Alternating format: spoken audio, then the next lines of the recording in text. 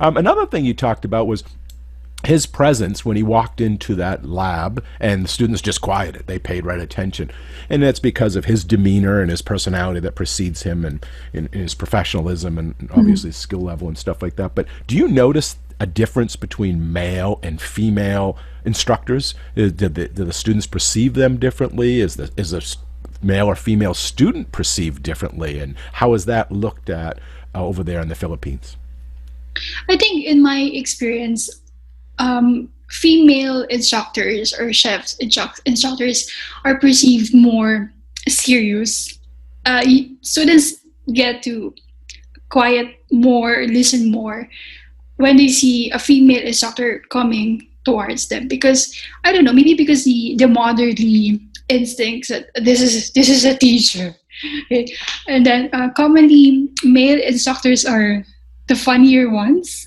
They're the Really? more chill instructors. I think that was the case for me. If in my experience when I was a student, if the instructor is a female, I just have to gauge, is she like a mommy instructor, or is she like a sister instructor, which someone who jokes, someone who doesn't yell, someone who just say it's okay, calm down, versus an instructor who is very very strict, or like a iron lady teacher.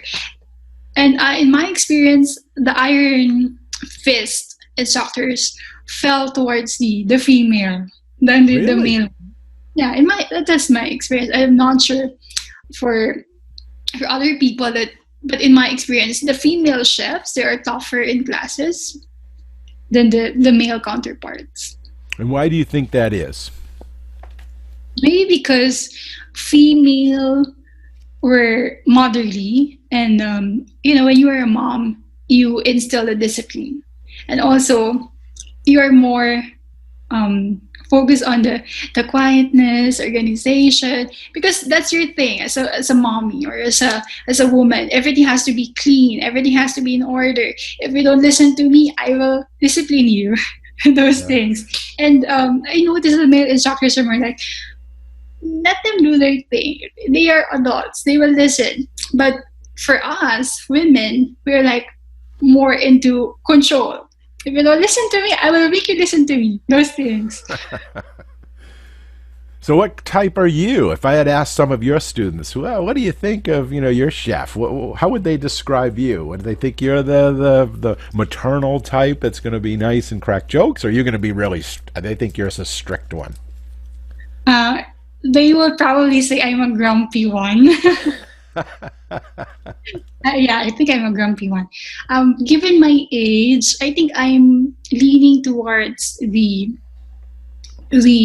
someone who jokes in classes, just to make it lively, because again, most of my students are just most of my students are the same age as I am. But given that I am young, I also have to project a character that I am firm, which is also a challenge for me. I remember when I started teaching, my dean in the university said, "You look so young. You have a baby face, and these students will look at you like you're an older sister, not an instructor. So if you can just project or fake it, that you are firm, you are grumpy, you're very strict, it will help." And again, my voice is also very low, so I have to modulate it a little, Hmm.